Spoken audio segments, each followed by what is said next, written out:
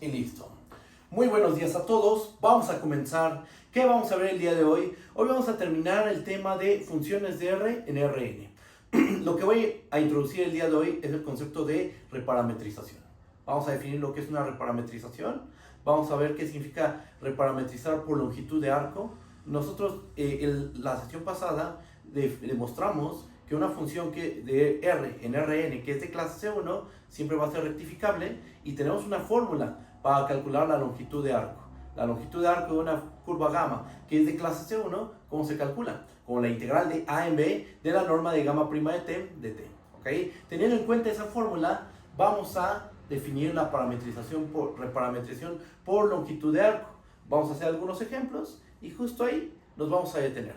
¿Okay? Detenemos la primera parte del tema de curvas y en la siguiente sesión yo empiezo con límite y continuidad. El ayudante va a pasar a ver la segunda parte de curvas de R en Rn. ¿Ok? Entonces, bueno, lo primero que voy a hacer es recordar el teorema que demostramos en la sesión pasada. Falta un cachito, pero les voy a mandar las notas de la demostración completa. Hoy o mañana, sin falta, tienen las notas para que revisen la prueba y no quede duda alguna. ¿Ok? Bueno, pues vamos a comenzar. Recuerdo el teorema que demostramos en la sesión pasada. ¿Qué es lo que dice? Teorema. Vamos a tomarnos una función gamma definida en un intervalo A, B hacia Rn. Una función de clase C1. Recuerden, una función es de clase C1 si es derivable y su derivada es una función continua. En el dominio. ¿En qué dominio en este caso? En todo el intervalo A, B.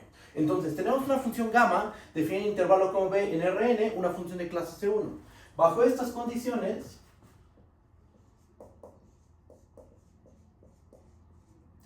gamma es rectificable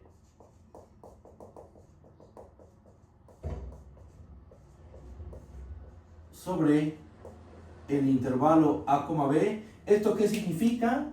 Ya sabemos esto qué significa, pero lo voy a escribir aquí. Recuerden que sea rectificable quiere decir que el conjunto de todas las longitudes parciales de gamma respecto a una partición P del intervalo A, B, todas las particiones del intervalo A, B, este conjunto de longitudes parciales, ¿cómo es? Es un conjunto que está acotado superiormente. ¿Está? Y vamos a abreviarlo así. A.S, acotado superiormente. Entonces, siempre que dispongamos de una función de clase C1, una función gamma de un intervalo B a Rn que es de clase C1, esa función es un hecho que tiene que ser rectificable. Y no solo eso, tenemos una fórmula para calcular la longitud de esta curva. Es rectificable sobre el A, B y además la longitud de gamma está dada por la siguiente fórmula. La integral de en B de la norma de gamma prima de t de t. ¿Ok? Eso es lo que probamos, bueno, prácticamente demostramos en la última sesión. ¿Ok? Probamos este teorema, no es una prueba sencilla, eso es un hecho, es una prueba bastante complicada, pero logramos terminar prácticamente la demostración. ¿Qué más? Bueno, vamos a hacer una observación.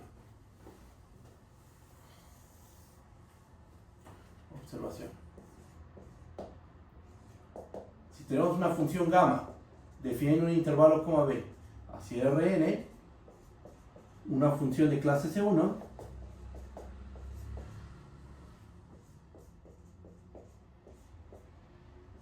y tenemos un intervalo C, D contenido en el intervalo A, B, entonces, si nosotros a la función gamma, en lugar de considerarla en el intervalo A, B, la restringimos al intervalo C, D, ¿qué es lo que va a pasar? ¿Va a perder derivabilidad?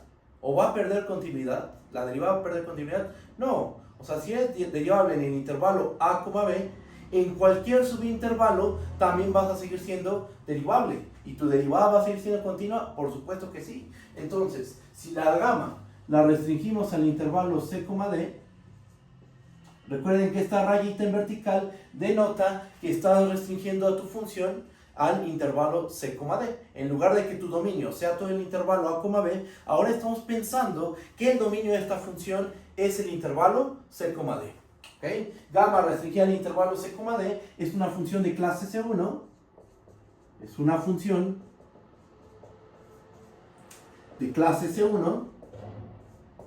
Una función de clase C1, pero ahora sobre el intervalo C, D. ¿Y esto qué tiene que ver con el teorema anterior? Pues esto quiere decir que podemos aplicar el teorema en cada subintervalo del intervalo A, B. Tú tienes tu intervalo A, B, donde al principio está definida tu función. Vamos a hacer un dibujo. Aquí está nuestro intervalo A, B. Y nos tomamos un intervalo, un subintervalo del A, B. Por ejemplo, el CD. Ok, podemos aplicar el teorema restringiendo la función gamma a este subintervalo. ¿Por qué? Porque ahí la función sigue siendo de clase C1.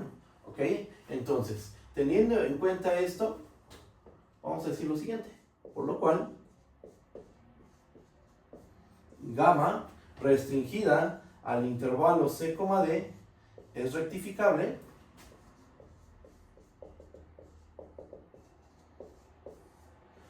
¿Y cuánto vale la longitud de gamma restringida al C, D? ¿Cuál va a ser su longitud? Bueno, si la fórmula dice que la longitud de gamma, con gamma definida en el intervalo B, es la integral de en B de la norma de gamma prima de t, ¿cuál será la longitud de gamma si la restringimos al intervalo C, D? ¿En qué va a cambiar? Pues que los límites de integración cambien. En vez de ser de A en B, ahora la integración se va a realizar desde el punto C hasta el punto D.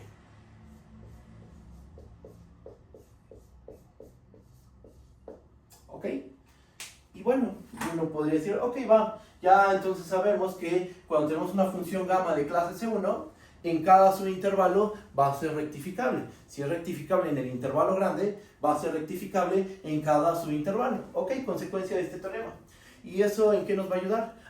Pues fíjate que con eso vamos a definir una función que a cada punto del intervalo B le asigna un número que va desde 0 hasta la longitud de toda la curva gamma. Vamos a definir esa función.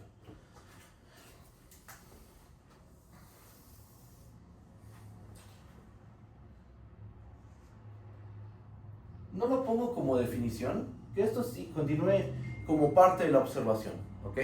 Pero miren, esta parte es muy importante, así que presten mucha atención, por favor. Vamos a tomarnos nuestra función gamma, piénsenlo como observación 2 o no sé, sea gamma del intervalo B en Rn, una función de clase C1 sobre el intervalo A, B. Vamos a definir la siguiente función. Definimos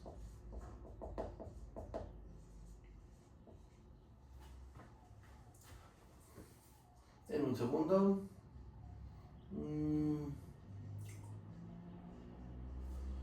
Sí, vamos a definir esta función. Definimos la función L, que va del intervalo B hacia el 0, L. ¿Quién es L? Aquí lo pongo en un paréntesis. L es la integral de en B de la norma de gamma prima de t, dt. Es decir, ¿quién es L? L es la longitud de toda nuestra curva. ¿Ok? Es la longitud de gamma. Bien, entonces, vamos a definir esta función L. ¿De dónde a dónde va?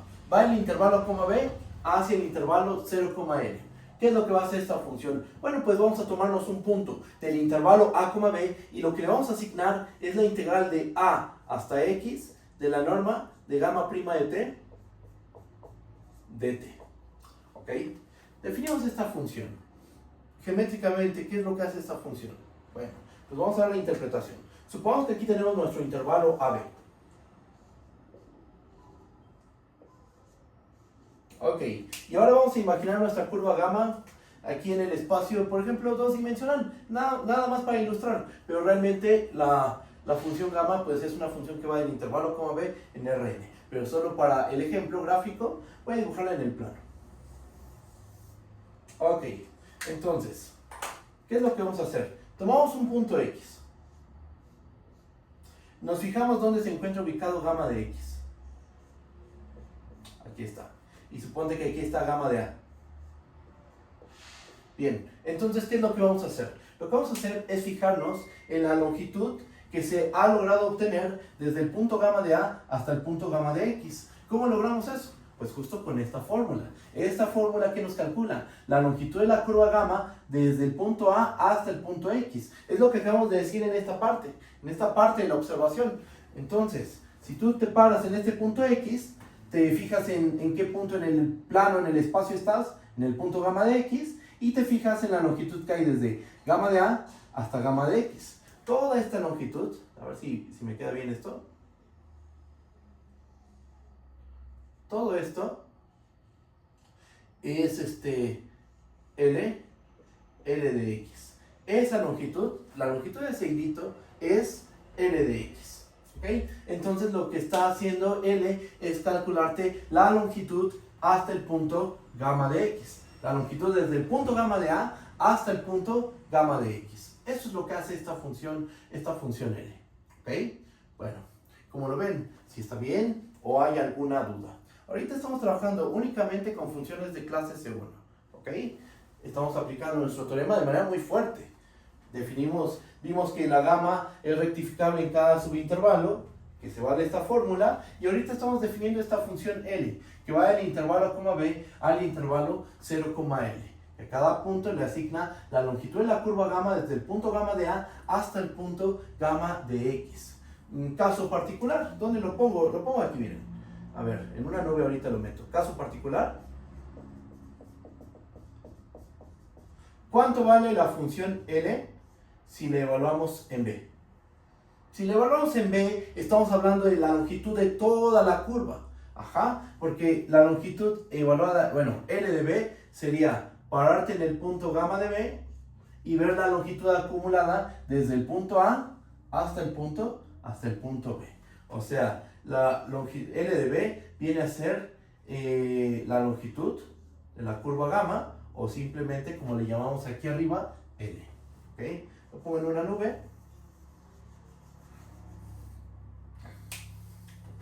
Voy a borrar este lado.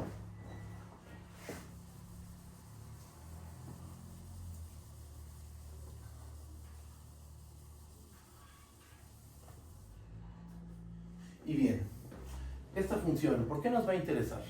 Porque con esta función vamos a poder cambiar de parámetro. ¿Cómo que cambiar de parámetro? ¿Eso qué significa?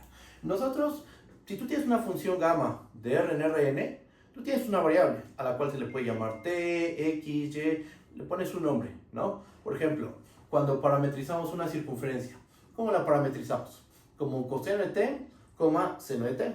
¿Cuál es el parámetro? Es el parámetro t, el cual se mueve en el intervalo 0,2 pi. Bueno, puede estar definido en otro intervalo, pero así nosotros la trabajamos.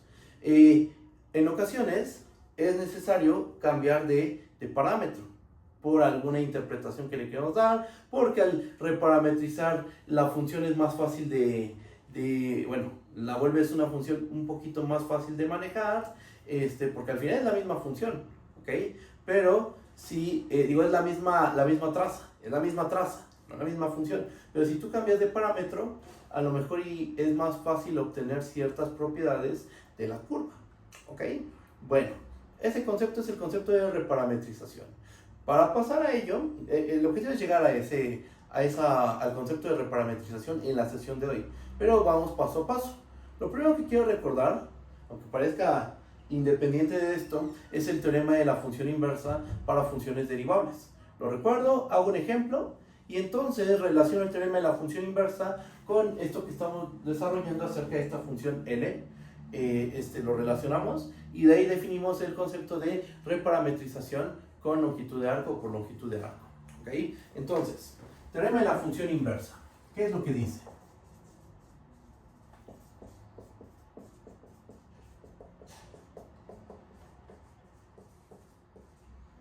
El teorema teorema de la función inversa dice lo siguiente. Vamos a tomarnos una función f, definir un dominio A subconjunto de R en R.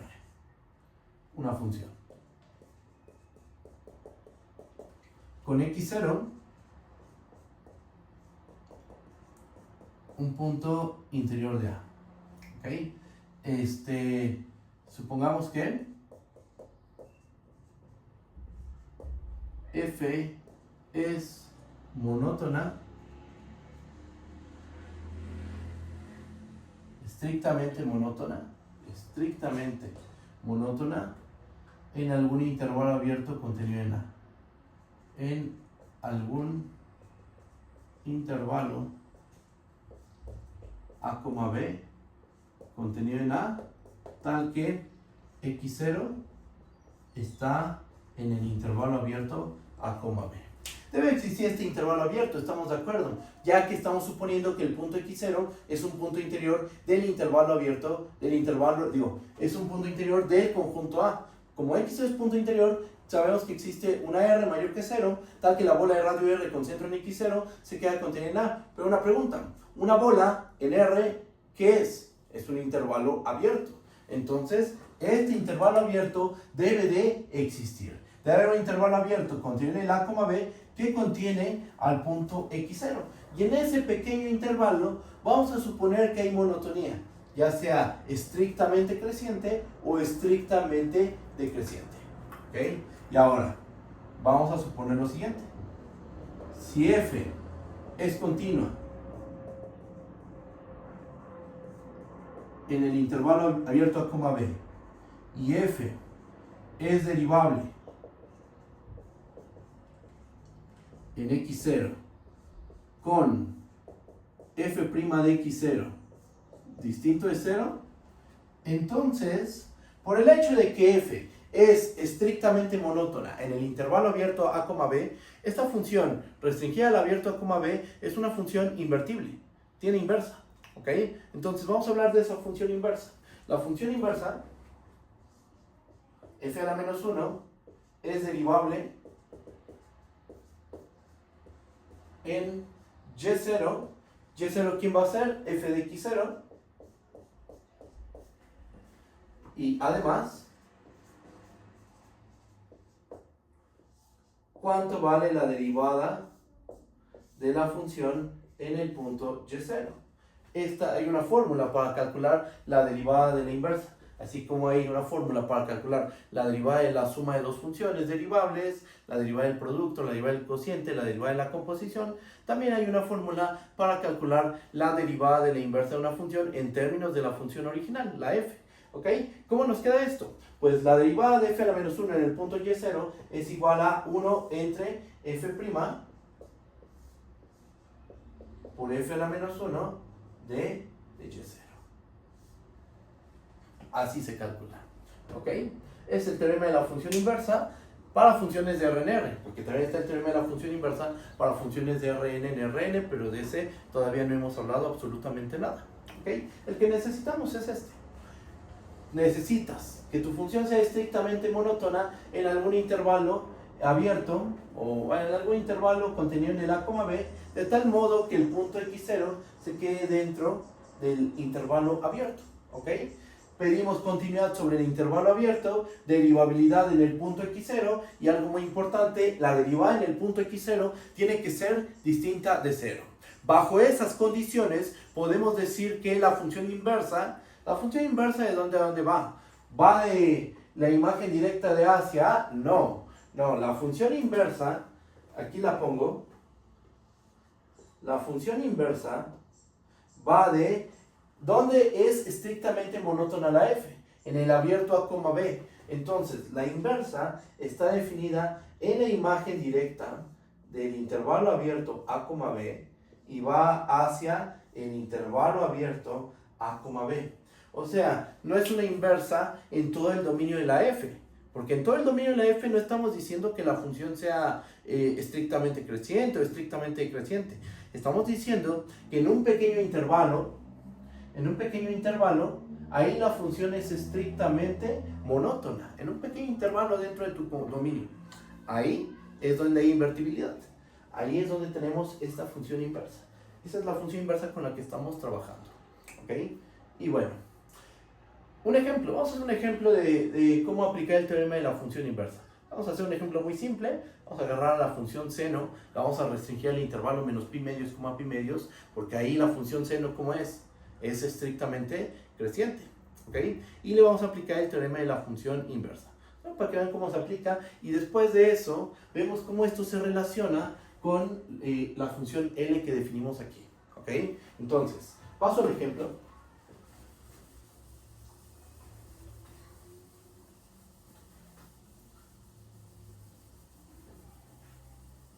Y vamos a tener lo siguiente, a ver. Ejemplo. Vamos a tomarnos la función seno de x. Le ponemos nombre. O sea, f definido en el intervalo menos pi medios, pi medios, hacia los reales, tal que cada punto x lo mandamos a seno de x. Ok, perfecto. A ver, ¿cómo es su gráfica? La gráfica es seno, restringida al menos pi medios, pi medios. ¿Cómo es? Bueno, aquí está menos pi medios. Vamos a pensar que este es el punto menos pi medios. Por aquí se encuentra, ojalá y me quede bien el dibujo. Aquí está pi medios. Y entonces la gráfica de la función seno, más o menos, no me quedan muy bien los dibujos, pero más o menos vendría a ser algo así. A ver, es algo... está horrible. Déjenme ver aquí un punto gordo, ahí está. Y según esta es la gráfica de la función seno de x. ¿Ok? Pregunta, ¿le podemos aplicar el teorema de la función inversa? Bueno, pues vamos a ver que nos encontramos en las hipótesis del teorema de la función inversa. Vamos a verificar que sí estamos en esas condiciones. ¿Ok? Bien. Punto 1. Bueno, primero notemos que... Primera observación. ¿La función seno es estrictamente creciente? O bueno, la función f ¿es estrictamente creciente? Sí. F es estrictamente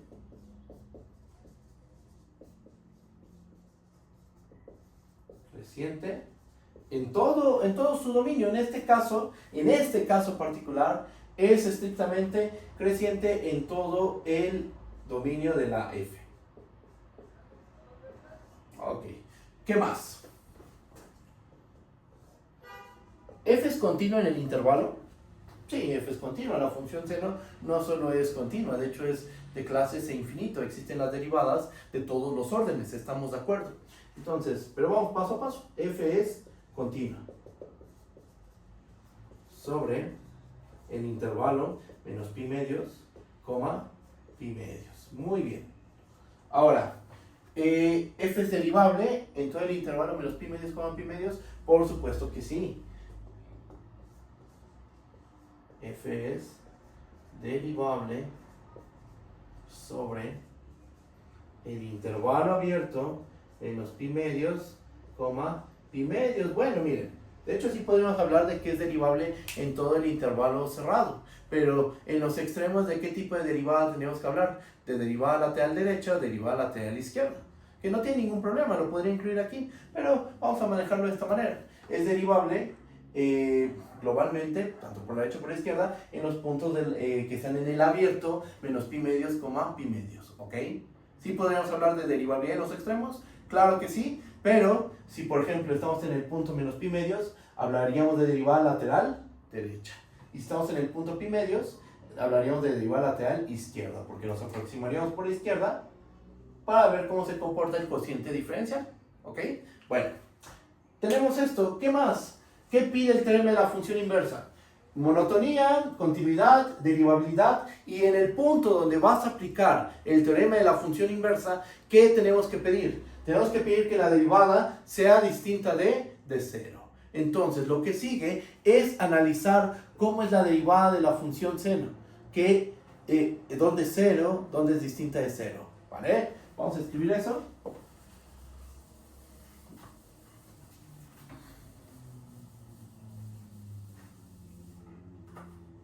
Punto 1, punto 2, punto 3, punto 4. Para cada punto x del intervalo menos pi medios, pi medios, ¿cuánto vale seno prima de x.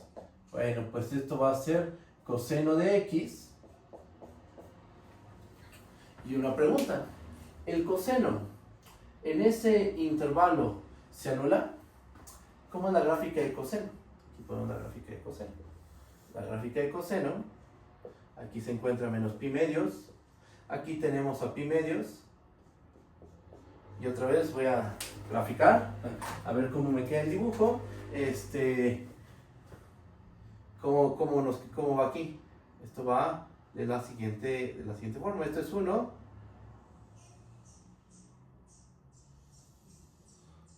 está muy feo, pero bueno, ese es mi dibujo. ¿Se anula? Sí, sí se anula. ¿En dónde?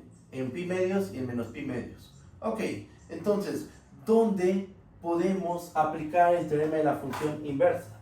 Lo podemos aplicar en todos los puntos del intervalo abierto menos pi medios, pi medios. El coseno es distinto de 0. En todos los puntos del intervalo abierto menos pi medios, pi medios.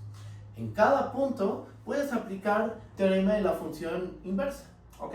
Bueno, vamos a ver cómo es la derivada de la inversa del seno. Y ya conocemos su nombre, ¿verdad? Porque ya llevamos un curso de cálculo diferencial. La derivada del seno es arcoseno. ¿Ok? Borro esta parte.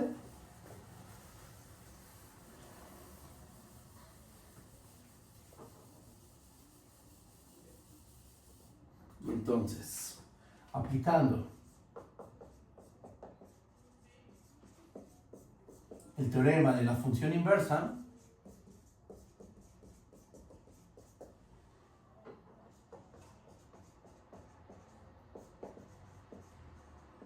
tenemos que ¿dónde va a ser derivable la función f a la menos 1? Bueno, ¿qué vamos a tener? Que la derivada de f a la menos 1 en un punto y, ¿por quién está dada? Por 1 entre f' de f a la menos 1 de y. Eso es lo que nos dice la fórmula. La f a la menos 1 va a ser derivable en todos los puntos de la forma f de x, donde ahí en ese punto x la derivada de f, ¿cómo es? Distinta de 0. ¿Ya sabemos que es distinta de 0? Sí, ya sabemos que es distinta de 0 en todos estos puntos. En los puntos de la forma menos pi medios, pi medios, la derivada de seno es distinta de 0. Ok, en cada uno de esos puntos podemos aplicar teorema de la función inversa. Y tenemos que ahí es derivable la función, y que la inversa de la función, y que la derivada de la inversa es 1 entre f' por f a la menos 1 de y. Pregunta, ¿quién es f'? F' es coseno de x. Porque recuerden, nuestra función f, ¿quién es la función seno? Restringida al intervalo menos pi medios, pi medios. Entonces aquí puede haber puesto f' de x es igual a coseno de x. Teniendo en cuenta esto, f' igual a coseno de x, ¿qué podemos escribir aquí? Bueno, lo que vamos a tener es que esto es igual a 1 entre f', ¿quién es? Coseno, ¿verdad? Coseno evaluado en f a la menos 1 de y. ¿Sí estamos de acuerdo? Ahora, relaciones trigonométricas. Sabemos que seno cuadrado más coseno cuadrado, esto es igual a 1. Despejen al coseno. ¿Qué nos termina quedando? Que coseno de x es igual a la raíz de 1 menos seno al cuadrado de x. Aquí me estoy comiendo un valor absoluto, ¿ok? Pero por el dominio en el que nos encontramos, en el menos pi medios, pi medios, ahí el coseno es estrictamente mayor que 0. Entonces no hace falta ponerle valor absoluto al coseno, porque en el intervalo en que nos encontramos, el coseno es mayor o igual que 0. ¿Su valor absoluto quién es? El mismo, ¿ok? Teniendo en cuenta esto, sustituimos este coseno por la raíz de 1 menos seno cuadrado. Entonces nos termina quedando que esto es igual a 1 entre la raíz de 1 menos, ¿qué nos va a terminar quedando aquí? Seno al cuadrado de f a la menos 1 de y. Pero una pregunta, ¿cuál es la función f? La función f es la función seno, ¿ok? Y si aquí estoy escribiendo al seno, estoy hablando de la función f. Lo que tenemos entonces es 1 entre la raíz de 1 menos f de f a la menos 1 de y todo esto al cuadrado. F compuesta con f a la menos 1, o más bien f a la menos 1 compuesta con f, ¿qué les va a pasar? Se van a cancelar y entonces ¿qué es lo que nos termina quedando? Nos termina quedando 1 entre la raíz de 1 menos y al cuadrado. Perfecto.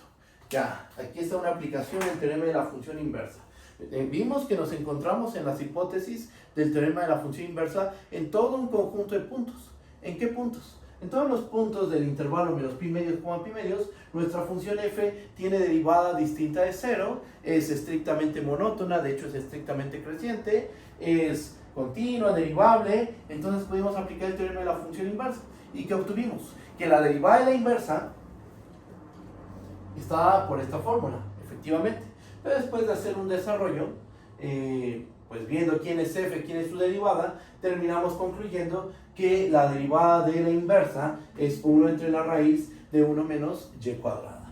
¿Okay? Aquí tenemos una aplicación del teorema de la función inversa para funciones de R en R.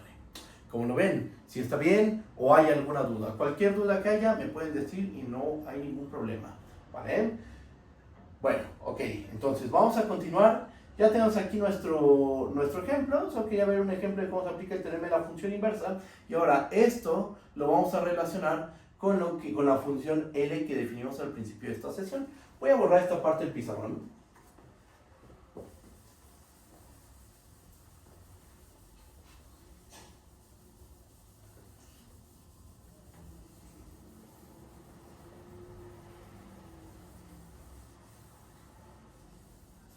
Bien. Entonces, vamos a hacer lo siguiente. Recordemos que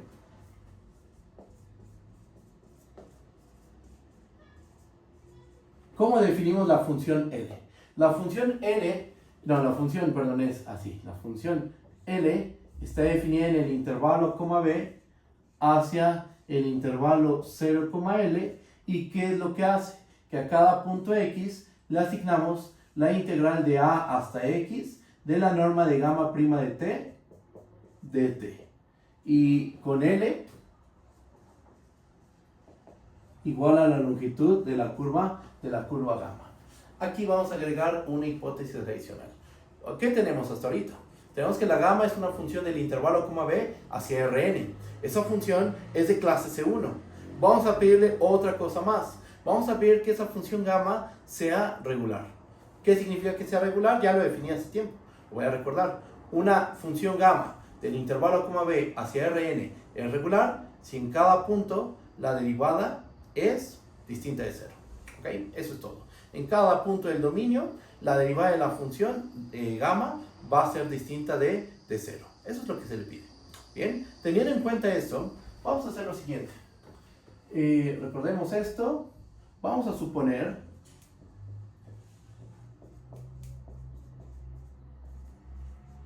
que gamma es regular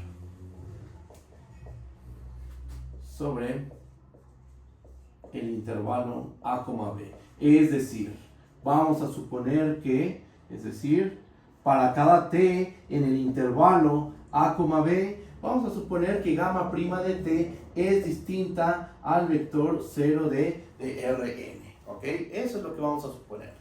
Que la velocidad instantánea nunca se va a hacer 0. Ajá. O que el vector tangente a la curva nunca va a ser 0. Bueno, ahí ya no tendría sentido, ya no se le llamaría vector tangente. Si es 0, no se puede llamar vector tangente, ¿ok? Y bueno, suponiendo esto, vamos a hacer lo siguiente. Notemos que, punto 1, la función L es derivable sobre el intervalo a, b. Pregunta, ¿por qué es derivable? ¿Por qué la función L minúscula es una función derivable? Bueno, pues uno ve esta regla de correspondencia y si uno hace memoria, esto tiene un parecido a ¿qué teorema? al primer teorema fundamental del cálculo. Cuando definimos la función que acumula el área hasta el punto X.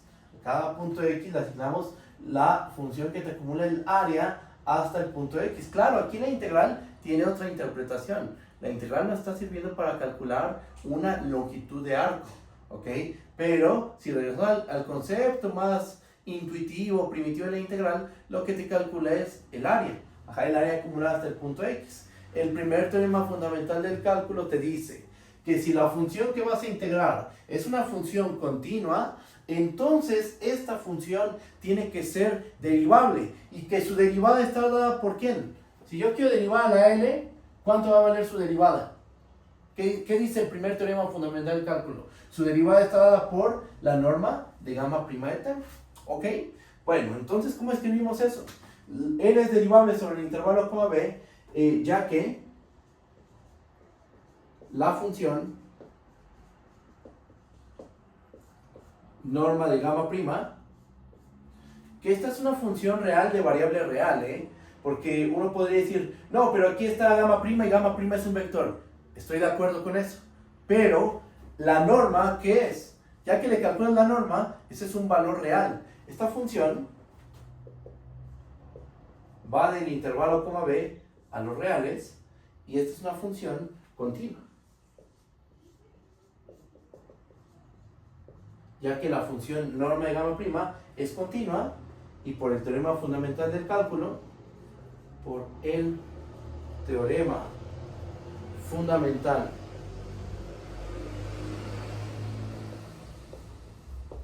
del cálculo, ¿qué podemos asegurar?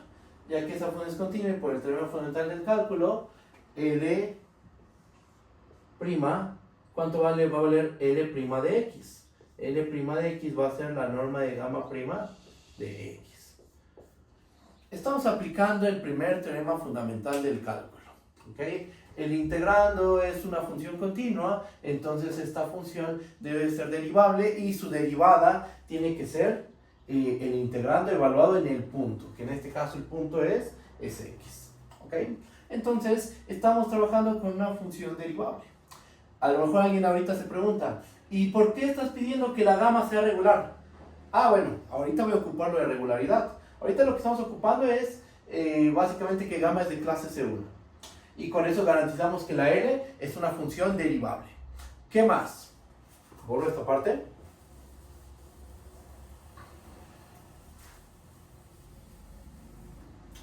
Ok, entonces la función L es una función derivable sobre el intervalo a, b. Punto 2. L es una función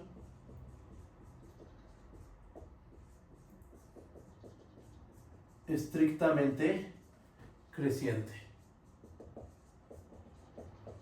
Es decir,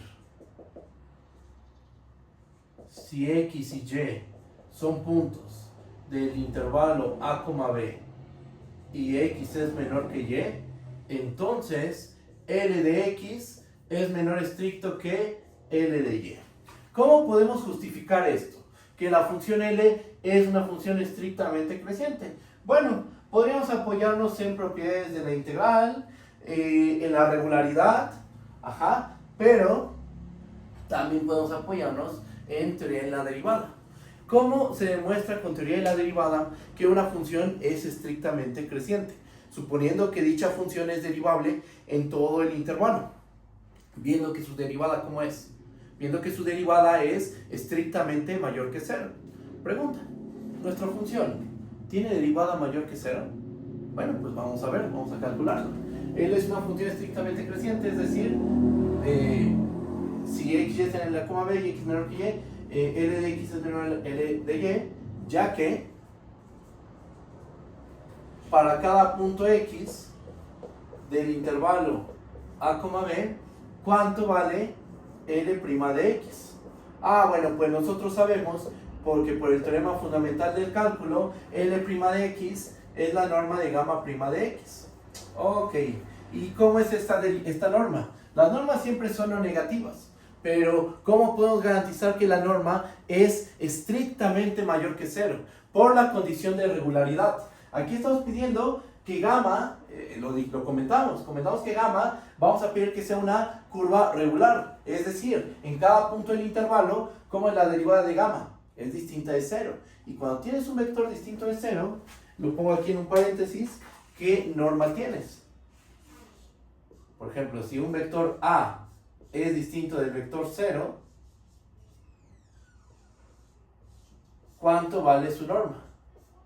Sin importar la norma con la que estemos trabajando, norma infinito, norma P, norma 2, la norma que sea, claro, aquí estamos en norma 2, salvo que sea lo contrario, siempre estamos trabajando con la norma 2. Pero bueno, ¿cómo es esto? Mayor que 0, ¿ok? Y bueno, como la gamma es regular, podemos asegurar que este número es mayor que 0. Y aquí ponemos, ya que gamma es regular.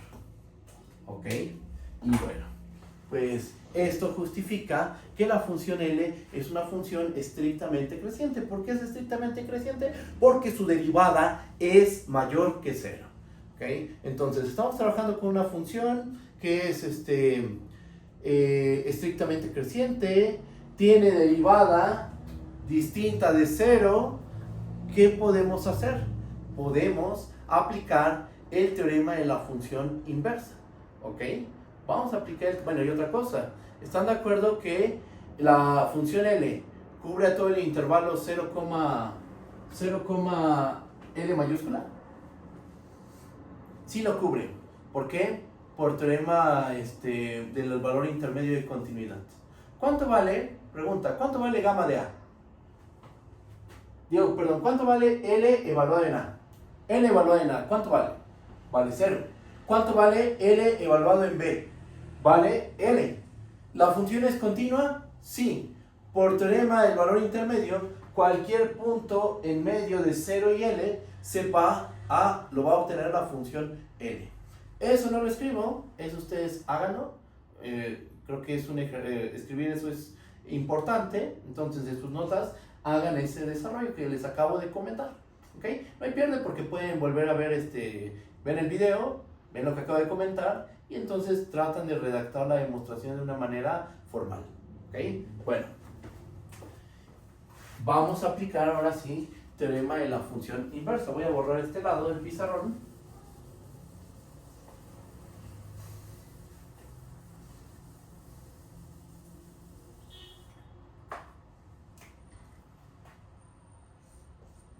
Como la imagen de todo el intervalo a, b bajo la función L es todo el intervalo 0, L, por lo que acabamos de comentar, entonces la función L a la menos 1, ¿de dónde a dónde va? Va del intervalo 0, L hacia el intervalo a, b. Y aplicando el teorema de la función inversa para funciones derivables,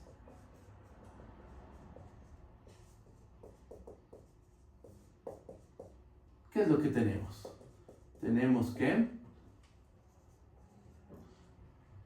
para cada s del intervalo 0, L, pregunta cuánto vale la derivada de L a la menos 1 en el punto S. Por el teorema de la función inversa, vamos a ponerlo así, TFI, por el teorema de la función inversa, nosotros tenemos una fórmula, disponemos de una fórmula para calcular la derivada de la inversa. ¿Qué nos va a terminar quedando? Nos termina quedando que esto es igual a 1 entre la derivada de la función L evaluada en L a la menos 1 de S. Pregunta, ¿cuánto vale la derivada de L? La derivada de L, ¿dónde la calculamos? Aquí. La derivada de L es la norma de gamma prima de X. ¿Estamos de acuerdo? Entonces, ¿qué nos va a terminar quedando aquí? Nos termina quedando que esto es igual a 1 entre la norma de gamma prima, ¿cómo lo puse? Sí. La norma de gamma prima evaluada en N a la menos 1 de S. Listo. Ahí está. Esa es la derivada de L a la menos 1. A lo mejor uno ve esto y dice, ok, calculaste la derivada de esta función, aplicamos teorema de la función inversa, pero ¿qué sentido tiene trabajar con la L a la menos 1 o con la función L incluso? ¿Cuál es su sentido? Ah, bueno, vamos, ahora ¿qué es lo que sigue? Vamos a introducir el concepto de reparametrización, ¿ok? Vamos a introducir el concepto de reparametrización y el concepto de reparametrización lo vamos a enlazar con este desarrollo que acabamos de realizar, ¿ok? Ahorita, ¿qué tenemos? Hasta este punto, ¿qué tenemos? Tenemos esta función L, que va del a, b al 0, L. A cada punto x le asigna la integral de ax de la norma de gamma prima de t de t. ¿Tiene esto una interpretación geométrica? Claro que sí. Es la longitud acumulada desde el punto gamma de a hasta el punto gamma de x. Toda la longitud que hayas acumulado. ¿Ok? Geométricamente, ¿esto tiene una interpretación geométrica? Por supuesto que sí. ¿Va? Después, pues pedimos que la gamma sea regular. Y vimos que a la función L se le puede aplicar el teorema de la función inversa. Y calculamos la derivada de la inversa. Eso es lo que tenemos hasta este punto. Ahora, lo que voy a hacer es introducir el concepto de reparametrización. Borro aquí.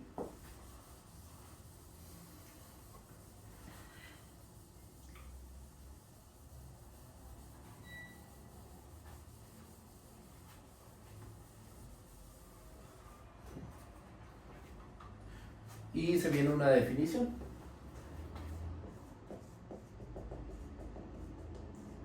Definición. Vamos a tomar una función gamma, sea gamma definida en un intervalo, por simplicidad voy a tomar un intervalo a, b, hacia Rn, pero realmente podría tomar cualquier tipo de intervalo. Aquí tomar un intervalo i, puede ser un rayo, un intervalo abierto, un intervalo cerrado, un intervalo semiabierto, semicerrado. Por simplicidad vamos a tomarlos y no se pierde, o sea, no perdemos la idea intuitiva, no se pierde la idea intuitiva de esto. Y lo tomo cerrado porque así es como estamos trabajando ahorita, ¿ok? Entonces, tomamos una función gamma del intervalo a, b en Rn derivable. Y gamma, no sé cómo le llamamos a esta función, gamma gorro, por ejemplo.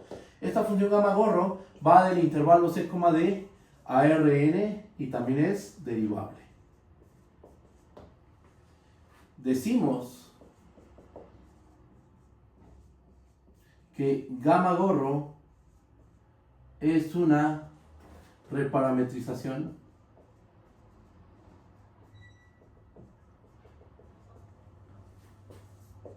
de gamma si pasa lo siguiente: si existe una función alfa definida en el intervalo, a ver, denme un segundo. Sí, una función del intervalo a, b al intervalo c, d, derivable, tal que la imagen del intervalo a, b bajo la función alfa, o sea, todos los alfa de x con x en el a, b, cubre a todo el c, d. Y además, vamos a pedir que se satisfaga esta relación. Tenemos a la función gamma. Ok, gamma va a ser igual a ver, denme un segundo, déjenme ver si esto lo escribí bien. Gamma gorro es una reparametrización.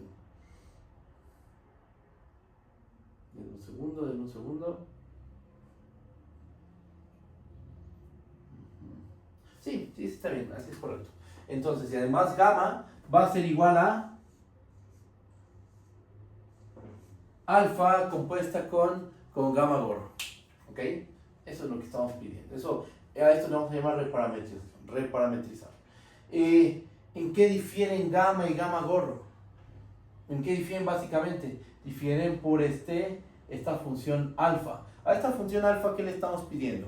Le estamos pidiendo que sea una función derivable y que sea suprayectiva. Que el a, b se transforme en todo el c, d. ¿Ok? Y que aparte gamma y gamma gorro satisfagan esta relación. Ajá. Gamma va a ser igual a alfa compuesta con gamma gorro. ¿Ok? A ver, denme un segundo que esto... déjenme cambiar esta parte. Sí, no. Déjame cambiar esta parte, si hay un detalle. Aquí es CD, aquí es A, B. O sea, básicamente voy a intercambiar los papeles del intervalo A, B y el intervalo C, D. ¿Ok? Y aquí un detalle, una disculpa. Esto está bien. Y decimos que gamma es una reparametrización de gamma. Gamma gorro es una reparametrización de gamma. Si existe una función alfa del C, D al A, B, que es derivable, que la imagen del C, D es el A, B, y que además gamma gorro es igual a alfa compuesta con gamma. Ok. La parte formal, bueno, pues entendemos todas las condiciones, ¿no? Pero geométricamente, ¿esto qué nos está diciendo? Vamos a hacer una interpretación geométrica del concepto de reparametrizar. O bueno, más que geométrico, vamos a hacer un diagrama que nos haga entender de una manera un poco más clara esta definición. Borro esta parte.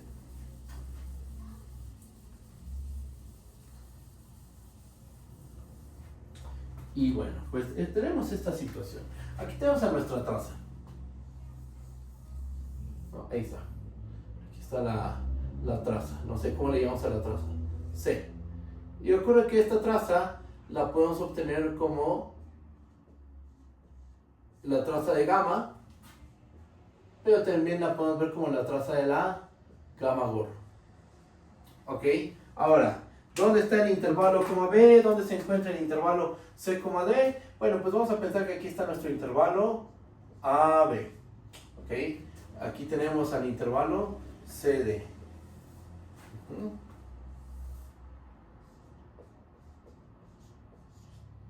Ok, entonces estamos en esta situación. Aquí está nuestro intervalo A, B. Aquí tenemos a nuestro intervalo C, D. Aquí tenemos a nuestra función gamma. Y aquí tenemos a la función gamma gorro. Aquí tienes el parámetro T, donde ese parámetro pues tiene un significado. O sea, el significado, le ponemos un significado al parámetro cuando la gamma se le da un significado. ¿Qué es? Es una partícula que se mueve en el espacio, es una partícula que se mueve en el plano, bueno, pues uno interpreta, ¿no? Cuando le das una interpretación, entonces el parámetro debe tener un significado. Es un ángulo, es la longitud de la curva, es el tiempo, etc. Y aquí tenemos otro parámetro, al cual le vamos a llamar, no sé, ¿cómo le ponemos aquí? Teta, por ejemplo. Sí, teta, vamos a ponerle teta. ¿Ok? ¿Y qué es entonces? ¿Qué significa que gamma gorro sea una reparametrización de gamma? Pues lo que estamos haciendo es cambiar el parámetro. Nuestro parámetro es digamos, si tenemos a gamma, nuestro parámetro es t. ¿Estamos de acuerdo? Lo que estamos haciendo es cambiar de parámetro. ¿Cómo? Mediante esta función. Esta función a la cual le llamamos alfa. ¿Y qué es lo que decimos? Bueno, pues este punto teta se va a corresponder con este punto t. Y después aplicaré gamma. Y eso nos va a dar gamma gorro. Estás cambiando de parámetro. El parámetro t se corresponde con el parámetro teta. Por alguna razón tienes que reparametrizar. Puede ser una interpretación física, geométrica, lo que sea, ¿no? Por alguna razón hay que reparametrizar y entonces pasas de tu parámetro teta a tu parámetro t y se debe cumplir que este diagrama es conmutativo. ¿Okay? Así como en álgebra lineal, ¿no? Que surgen ciertos diagramas conmutativos, con subespacios t invariantes, con operadores lineales, etcétera. Salen los diagramas conmutativos. Aquí tenemos que este diagrama es conmutativo. Tenemos que gamma gorro debe ser igual a alfa compuesta con gamma. ¿Okay? Y bueno, ¿cuál es la idea intuitiva entonces? Cambiar de parámetro. Por alguna razón, a veces hay que cambiar de parámetro.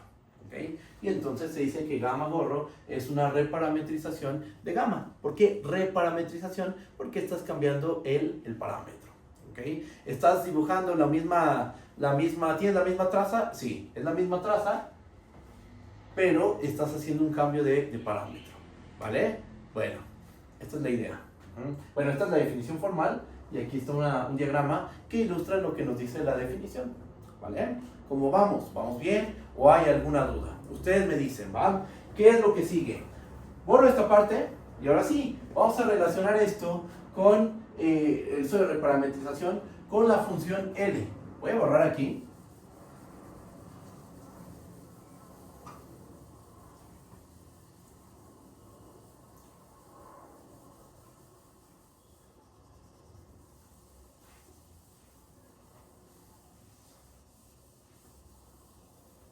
Muy bien.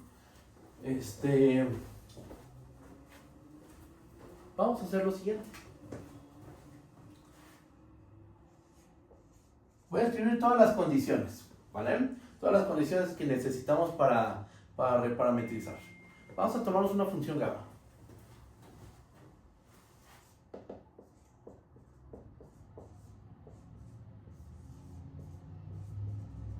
Una función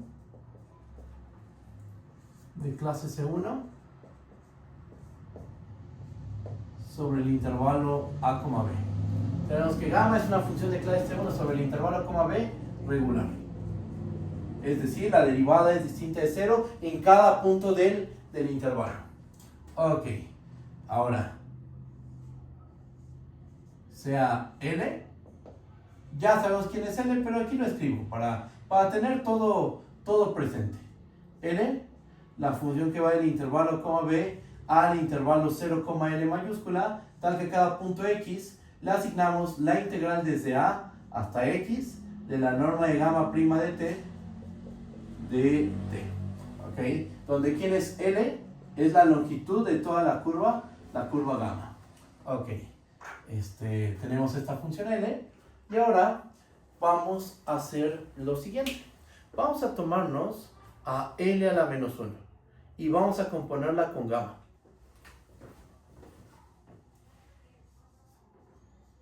¿Cómo le llamamos a eso?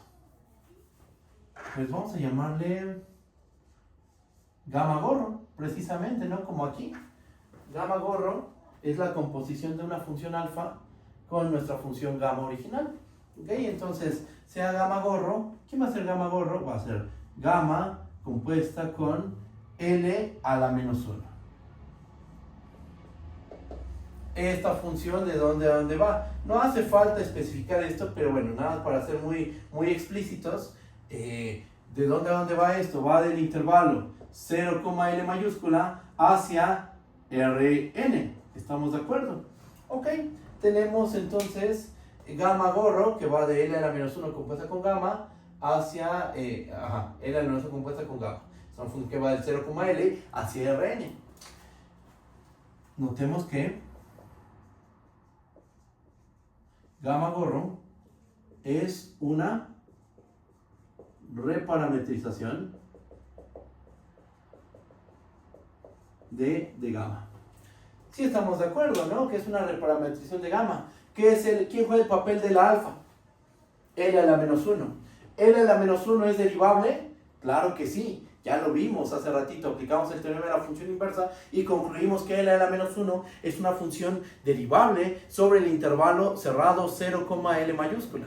Ajá, entonces L a la menos 1 es una función derivable, cubre a todo el intervalo A, B. Por supuesto que cubre a todo el intervalo A, B por lo que comentamos hace rato. La L es una función suprayectiva. Su inversa entonces también es una función suprayectiva. ¿Ok? Gamma es una reparametrización de gamma. Gamma gorro es una reparametrización de gamma. Y una pregunta, ¿cuánto vale su derivada? Entonces que gamma o gorro es una reparametrización de gamma. Y además,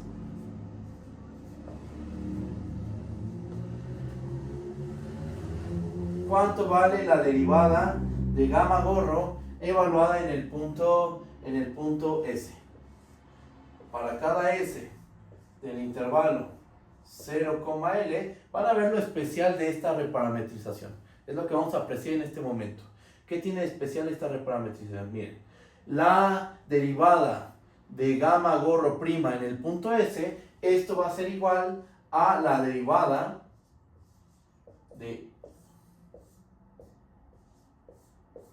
L a la menos 1 compuesta con gamma evaluada en S. ¿Esto a qué suena? A que tenemos que aplicar regla de la cadena. Aplicamos regla de la cadena.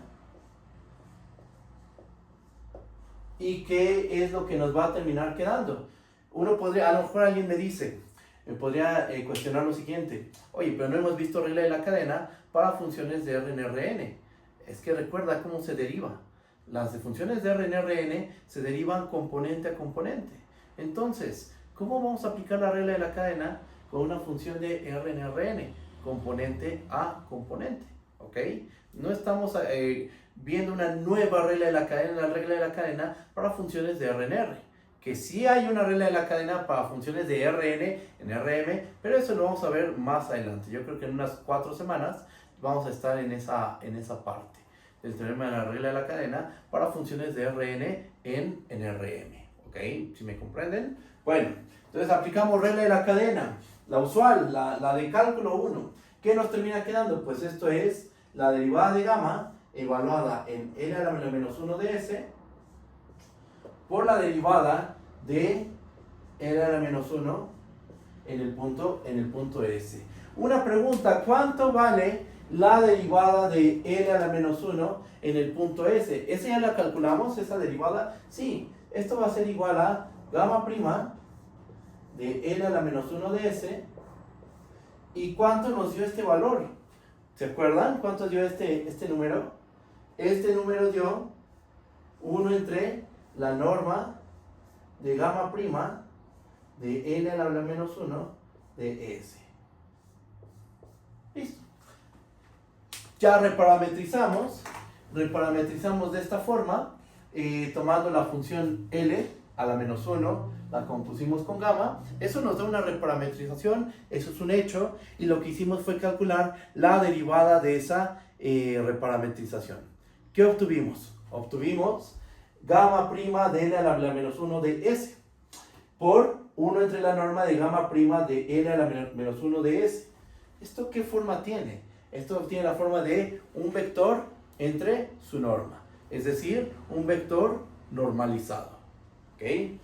Borro esta parte.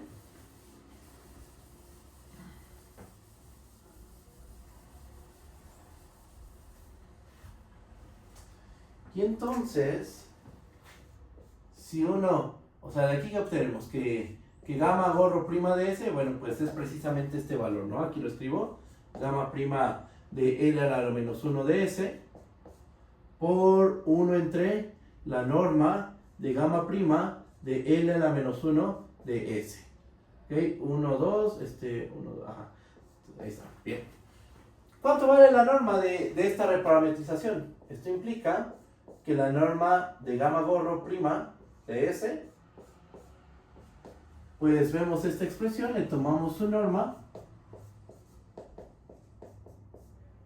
el vector, digo, aquí estoy escribiendo un poquito mal esto porque el escalar lo estoy poniendo al lado derecho.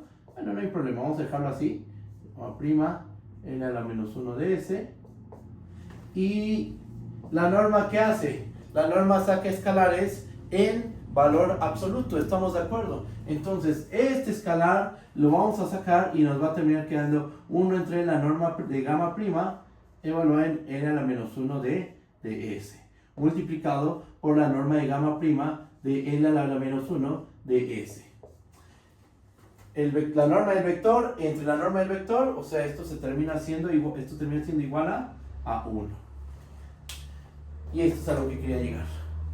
Si tú reparametrizas por longitud de arco, así se le llama esta reparametrización, estás reparametrizando por longitud de arco. Sí, porque ahora tu parámetro, ¿quién es? ¿Quién es tu parámetro? La longitud de la curva. Cierta longitud de tu curva. ¿Tu curva qué longitud tiene?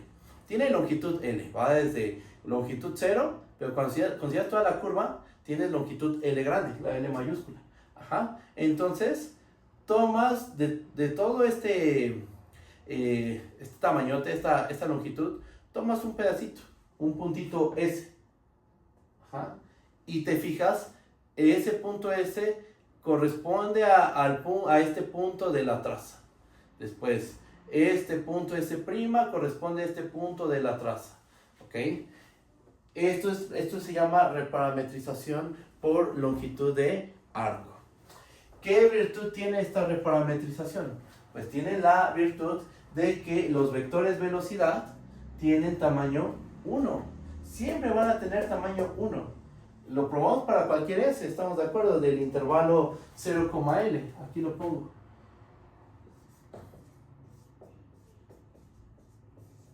Entonces vale para cada S en el intervalo 0,L. ¿Ok? Y bueno, pues ya, listo. Ya tenemos aquí este caso particular de una reparametrización. Tienes tu curva gamma, ¿qué le pedimos? Que sea de clase C1, que sea regular, ¿ok? Y entonces, ¿qué es lo que tienes que hacer para reparametrizar con parámetro longitud de arco? Tienes que considerar la función L, ¿ok? Hay que construir esa función L. Tomamos su inversa. A veces eso es complicadísimo. A veces solo existe la inversa local, pero bueno, supongamos que podemos tomar, en este caso sí podemos obtener la inversa, ¿no? En este caso sí, por las hipótesis que tenemos, sí existe la inversa, solo que a veces obtener la inversa es complicado. Aunque existe la inversa global, puede ser algo bastante complicado. Pero bueno, supongamos que sí se puede. Entonces te queda L a la menos 1 compuesta con S. Ya reparametrizaste. ¿Reparametrizaste con qué parámetro? Con el parámetro de longitud. ¿Ok? ¿Y qué virtud tiene esta reparametrización? Que la derivada de la reparametrización en cualquier punto es un vector de norma 1. ¿Ok? Eso es lo especial de esta reparametrización. Vamos a hacer un ejemplo. Vamos a hacer un ejemplo de cómo se hacen todos estos cálculos. ¿Alguna duda? ¿Cómo vamos? ¿Vamos bien? ¿Seguros? Ustedes me dicen, por favor. Voy a borrar esta parte del pizarrón.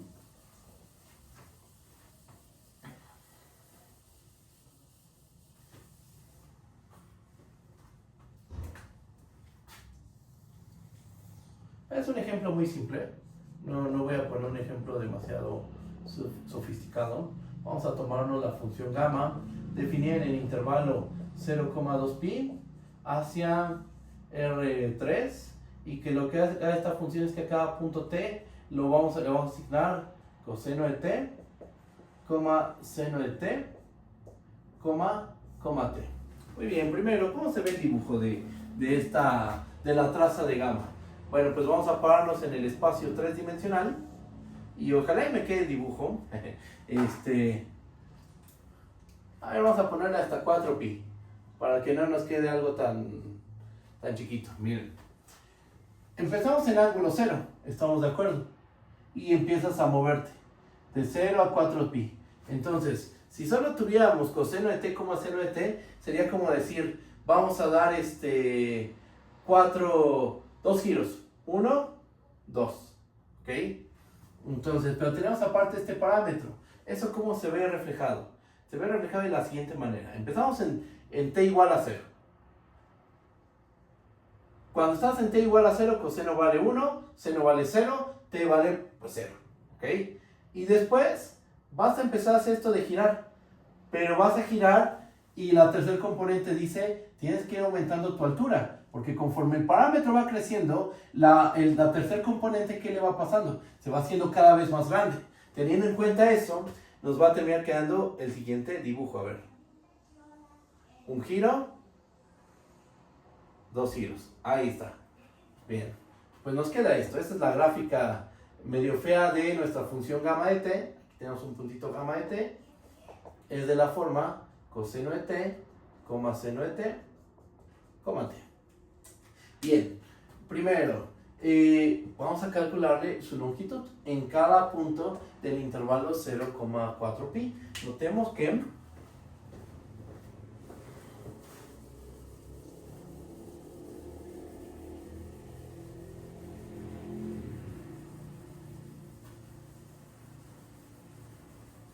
a ver, pregunta, ¿la gama es de clase C1? Sí es de clase C1, estamos de acuerdo, porque cada función componente es derivable con derivada continua. De hecho, es de clase C infinito. Existen las derivadas de todos los órdenes. ¿Es regular? Sí, es regular. Ahorita lo vamos a anotar, ¿va? Entonces, fíjense. Notemos que punto 1, ¿cuánto vale gamma prima de t?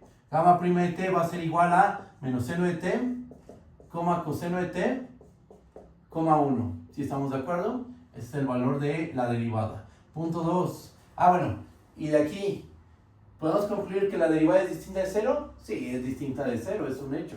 Es distinta del vector 0,0. ¿Por qué? Simplemente hay que fijarnos en la tercer componente. La tercer componente siempre va a ser 1. Y con eso ya es un hecho que este vector siempre va a resultar distinto de 0 para cada punto t. Otra cosa, ¿cuánto vale la norma de gamma prima de t?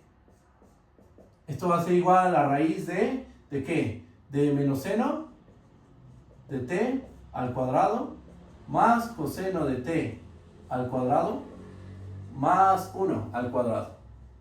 ¿Ok? Den un segundo. Sí, lo calculé bien. Menos seno cuadrado más coseno cuadrado, ¿cuánto vale?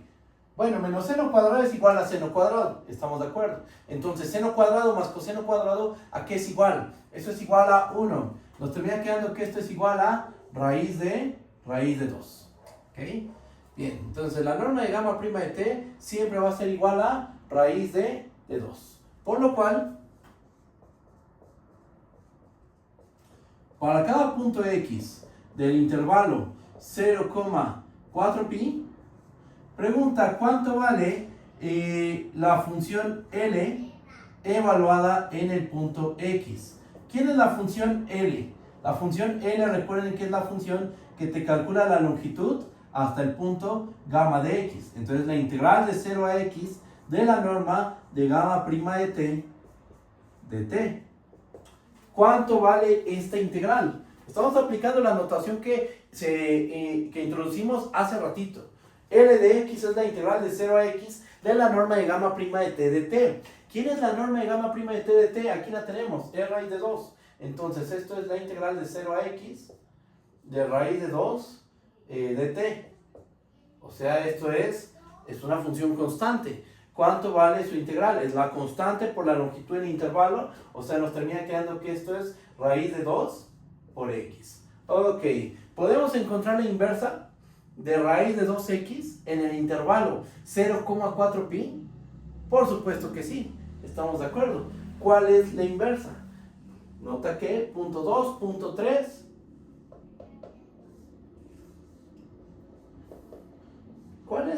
¿Quién es L a la menos 1? L a la menos 1 va de 0 hasta raíz de 2 por 4pi hacia el intervalo 0,4pi, y a cada punto S le vamos a asignar. ¿Cuánto le asignamos? ¿Cuál es la inversa de L? Pues simplemente hay que despejar a la x. Nos va a quedar que esto es S entre raíz de 2.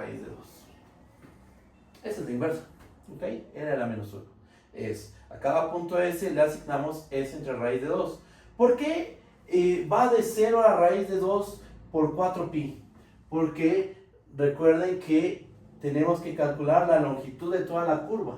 ¿Cuál es la longitud de toda la curva? Cuando llegamos a 4pi, sustituyes aquí x por 4pi y te queda la integral de 0 a 4pi de raíz de 2. ¿Cuánto vale esa integral? Raíz de 2 por la longitud del intervalo, que es 4pi. Por eso es que nos queda este intervalo. ¿Ok? Entonces ya tenemos la función L a la menos 1. Pudimos obtenerla. En este caso quedó bastante sencilla la regla de correspondencia de la función L. Quedó muy simple. Es una lineal. Tal cual una lineal, así como las que se estudian en los cursos de álgebra lineal. Es una función de R en R, lineal, abre sumas, saca escalares. Muy simple la función. Y encontramos su inversa. ¿Okay? Borro esta parte del pizarrón.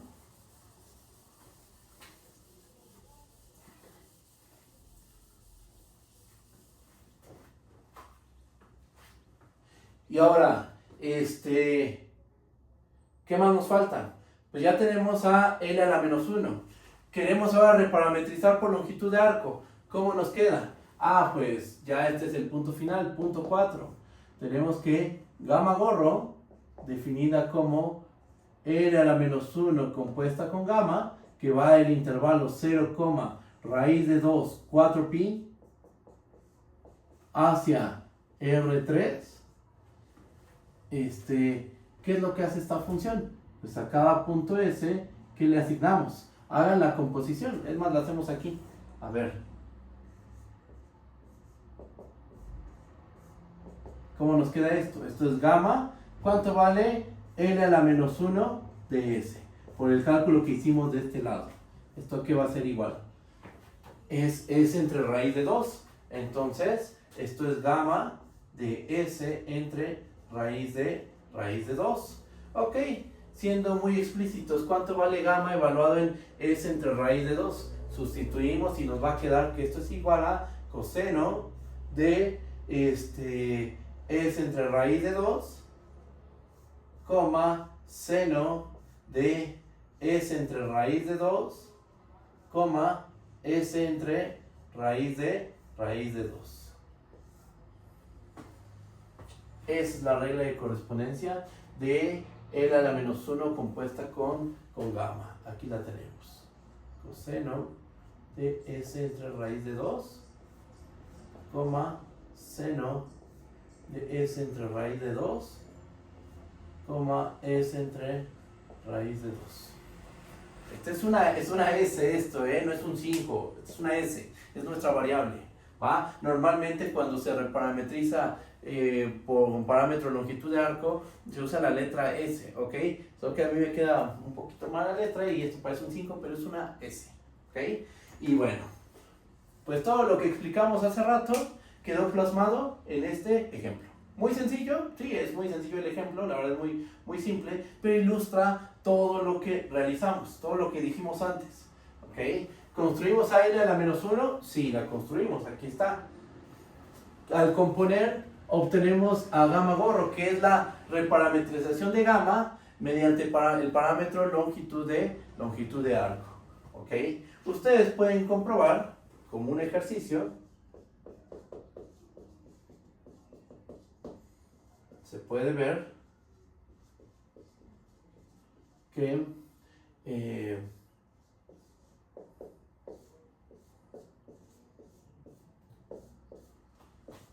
esta norma vale 1. Compruébenlo. O sea, si se hicieron las cuentitas de manera correcta, no hay nada que comprobar. Ya sabemos que siempre, cuando tú reparametrizas por longitud de arco, la norma de la reparametrización tiene que valer 1. Eso siempre va a pasar. Ya lo comprobamos hace rato de manera general. Pero comprueben ustedes. Calculen la derivada nuevamente ya con esta reparametrización. Calculen su norma y vean que efectivamente esto tiene norma 1. ¿Ok? Bueno. ¿Qué más? Vamos a introducir un concepto más y hasta ahí nos vamos a detener. ¿Vale? Borro esta parte.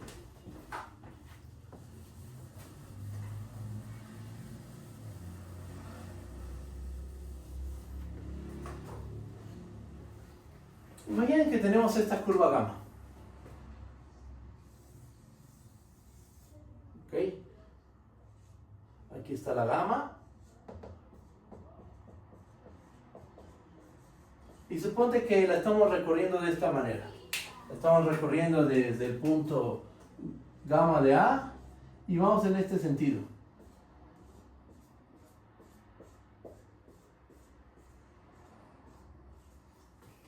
¿Ok? Entonces vamos del punto gamma de A al punto gamma de B. ¿Ok? Pregunta, ¿cómo le podemos hacer para recorrerla en el sentido contrario? Porque vamos de este punto a este punto. ¿Qué podemos hacer? Pues considerar una reparametrización adecuada. ¿Estamos de acuerdo? Vamos a reparametrizar la curva de tal modo que ahora empecemos en este punto y la recorramos en el sentido contrario. O también podría pasar esto. A lo mejor quiero recorrerla con mayor velocidad. Entonces podemos reparametrizar para recorrerla en menor tiempo, por ejemplo. ¿Ok? Entonces voy a definir qué significa que una reparametrización preserve la orientación y que invierta la orientación. Va la definición.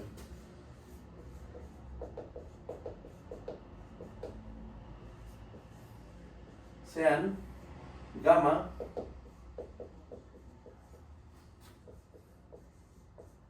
y gamma gorro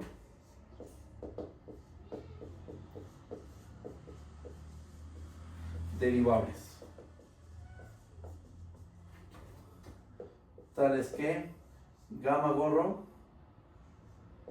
es de la forma alfa compuesta con gamma.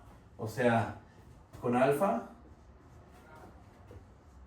una función del intervalo c, d a la, b, derivable y su proyectiva.